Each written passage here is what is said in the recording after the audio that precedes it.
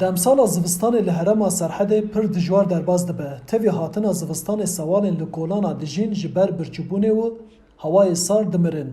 Zanyar diyar dikin ku eger têr xwarin nexwin, pisîk 6 û kûçik jî di nava 17 saetan da dimirin.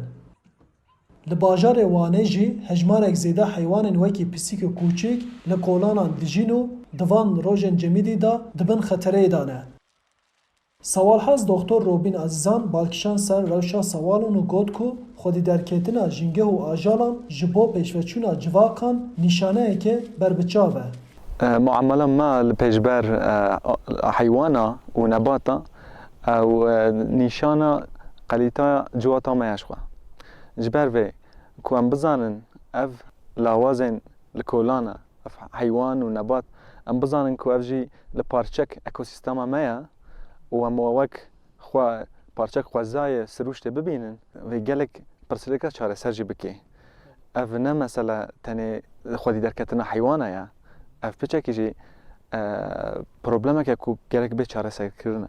Doktor Ezîzan da zanîn ku eger tedbîrên pêwîst neyên girtin, sewal wê ji birçîbûnê bimirin û bang li civakê kir ku di vî warî da hestiyar bin.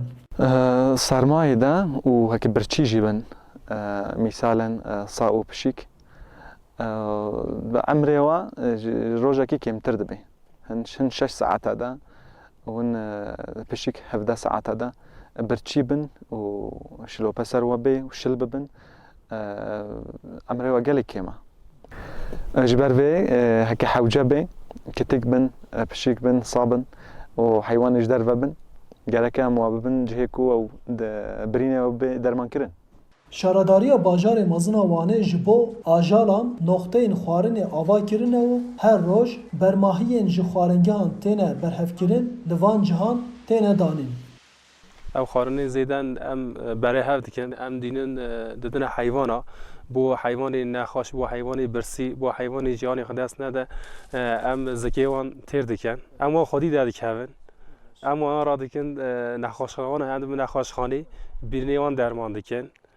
Bîrînê wan dema derman dikin, dema ew heywanê baş dibe em dîsa berdidin kolanan.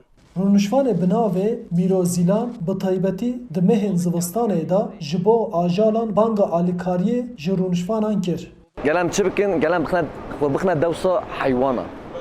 Gelem wana xwe bixne dewsa heywana em çawayê dicemidin ew najî dicemidin. Şîlî me dike em diravin cî ihtiyaciya wana jî cî war heye. Gele biçincikî xwe gemkin. Bi rehatî xew da razê. Dema zikê wan birçî bo zêdenîne. Piçikeke hine şîr, av bixne tasek bine ber mala xwe, xaniyê xwe, bine ber dikana xwe. Lawir di jiyana Kurdan da her tim rolek girîng dileyîze. Ji xwe sembola bajarê Wanê jî pisîka Wanê ye û bi cîhanê navdar e. Bi vî awayî di rojên sar û sarma da Kurd dostên xwe yên sadiq tenê nahêle û hewil didin ku wana ji sarmayê biparêzin, xwarinê ji wan ra peyda bikin. Arif Aslan, Denga Amerika, Wan.